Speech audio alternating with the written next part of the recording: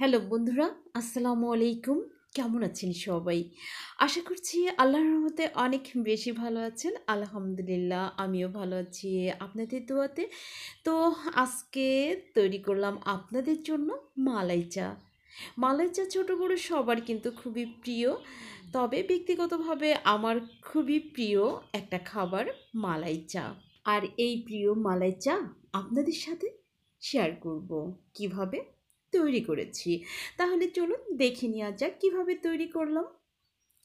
মালাই চা তৈরি করার জন্য প্রথমে আমি যেটা করছি সেটা হচ্ছে দুধ জাল করে নিচ্ছি।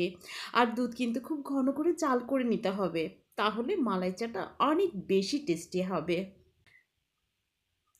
আর এখানে চা তৈরি করে নিচ্ছি। চা তৈরি করার জন্য চুলায় দিয়ে দিয়েছি পানি, আর দিয়ে দিচ্ছি চিনি। চিনি এবং পানি কিন্তু একসাথে জাল করে নেবেন। তো যাই হোক, চিনি এবং পানি আমি একসাথে জাল করে নিচ্ছি। এখন দিয়ে দিচ্ছি চাপাতি। চাপাতিটা কিন্তু একটু বেশি লাগবে। কারণ হচ্ছে কি জানেন, যে এই চাটা যত ঘন হবে মালাই চা কিন্তু ততটাই টেস্টি হবে, আর কালারটাও অনেক বেশি সুন্দর হবে। এই জন্য আমি চাটা একটু ঘন করে তৈরি করে নিচ্ছি। আপনারাও চেষ্টা করবেন এভাবে ঘন করে চা তৈরি করে নেওয়ার জন্য। তো দেখতে পাচ্ছেন আমি কিন্তু অনেকক্ষণ এই চাটা তৈরি করছি, আর মাঝে মধ্যে একটু ঘুরিয়ে দিচ্ছি যদি পড়ে যায়। তো আমার চাটা তৈরি করা হয়ে গিয়েছে, এবার আমি নামিয়ে নিব। এবার সম্পূর্ণভাবে চা রেডি করে নিচ্ছি। আর বন্ধুরা, এই যে দেখতে পাচ্ছেন এগুলো কিন্তু মাটির কাপ। মালাই চা মানেই মাটির কাপ। খুব টেস্টি মনে হয় খেতে, তাই না? আর যে উপকরণগুলো আমি নিয়েছি সেগুলো দেখিয়ে দিচ্ছি। এই যে হরলিক্স নিয়েছি, আর নিয়েছি মালাই। মালাইটা তো অবশ্যই লাগবে। আর এখানে নিয়েছি কনডেন্স মিল্ক। তো যাই হোক, আমি আগে থেকে যেই দুধ জাল করে ঘন করে রেখেছিলাম সেই দুধ এখন প্রত্যেকটা কাপে সমানভাবে দিয়ে দিচ্ছি। এবার দিয়ে দিচ্ছি যে চাটা তৈরি করে রেখেছিলাম সেই চা।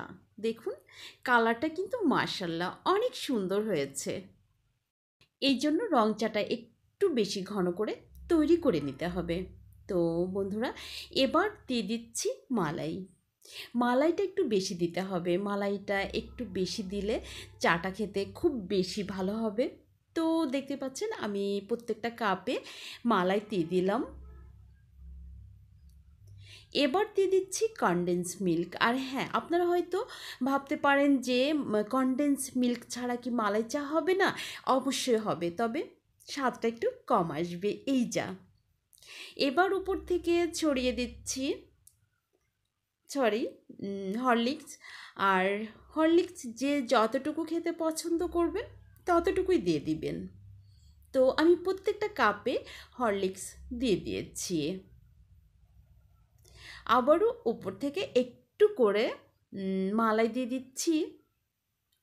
বন্ধুরা, দেখলেন তো আমি কিভাবে মালাই চা তৈরি করে নিলাম। এই মজাদার স্বাদের মালাই চা যদি আপনাদের পছন্দ হয়ে থাকে অবশ্যই বাসায় একদিন ট্রাই করুন, ইনশাল্লাহ ভালো হবে। আর বন্ধুরা, আমার এই মালাই চা রেসিপি যদি আপনাদের আরও ভালো লেগে থাকে তাহলে দেখার সময় একটা লাইক এবং সুন্দর একটা কমেন্ট করবেন। আজকে বিদায় নিচ্ছি আমি নিম্নি। খোদা হাফেজ।